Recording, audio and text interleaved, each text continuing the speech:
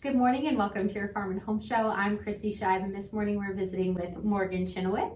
She's a Hart County 4-H Teen Club member. Good morning, Morgan. Good morning. Well, Morgan, you have brought something yummy for us today on set.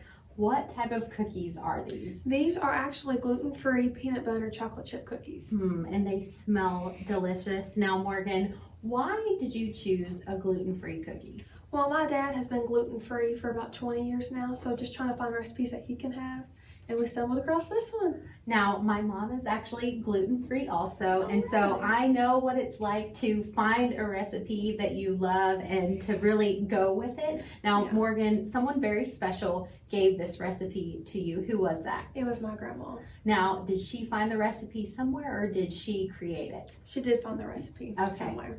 All right, Morgan, so walk us through all of the steps to these cookies. Well, first, it would be best to have a cup of light brown sugar. That always seems to work better than the dark one. And then a cup of peanut butter. I have found that you can use different kinds of peanut butter, either chunky or not. And then a large egg, and then a teaspoon of baking soda, and then a half a teaspoon of vanilla extract and a cup of chocolate chips. But they can be like chunks or anything you want. Okay, so are these milk chocolate, semi-sweet? These are semi-sweet. Semi-sweet. So you can choose whatever your family likes. That's right. Now, Morgan, you are involved in the 4-H program in Hart County. What is your favorite part of being involved in the 4-H program? Probably going on trips with my agent and going around Kentucky. Yep, and one of those trips is coming here today on the Farm and Home Show to show us how to make these cookies. All right, Morgan, let's get started. Show us how we whip these up. So you want to add your cup of brown sugar first. So you said 1 cup of brown sugar. That's right, and then you want to add your 1 cup of peanut butter. And you said that we could use creamy, which is what we have today, or you can use chunky. Yes. So whatever you like. Some people like to have a little bit of extra crunch. Yes, I have found that if you use fat-free as well, it might change the consistency of what your cookies will be, but it still works fine.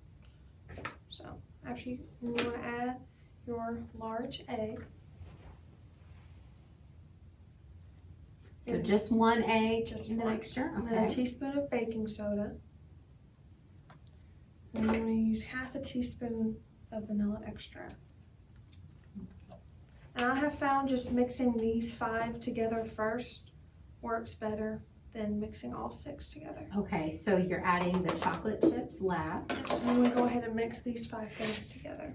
And you can use, I would not use a mixer because it kind of makes them not as creamy consistency. Okay. And I use a fork, but you can use like a wooden spoon if you would like.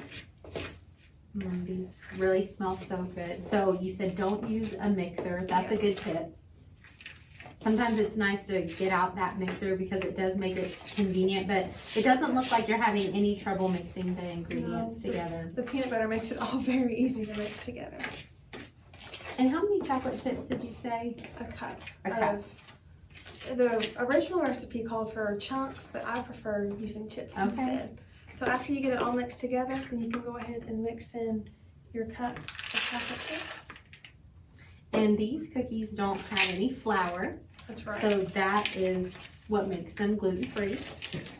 Now, Morgan, once we get everything mixed up and placed on our baking sheet, how long do we cook them for and at what temperature? You would cook them for 350 degree Fahrenheit, and then you can cook it anywhere from 9 to 12 minutes. I typically do 10, but as long as they're soft in the center, they should be good. Now, Morgan, I really like the size of your cookies. They're on the smaller side. I see that you have this cookie scoop. Is this what you scoop them with? This is what I use. It's a 1-inch scoop, and you just take it and you go against the side of the bowl, and you have a perfect scoop. Alrighty, Morgan, thank you so much for being with us today. Thank you for showing us this delicious recipe. They really smell so good. I can't wait to try one. If you are watching and have any questions about the 4-H program in your county, be sure to contact your local extension office. Thanks for joining us today on the Farm and Home Show, and we'll see you next time.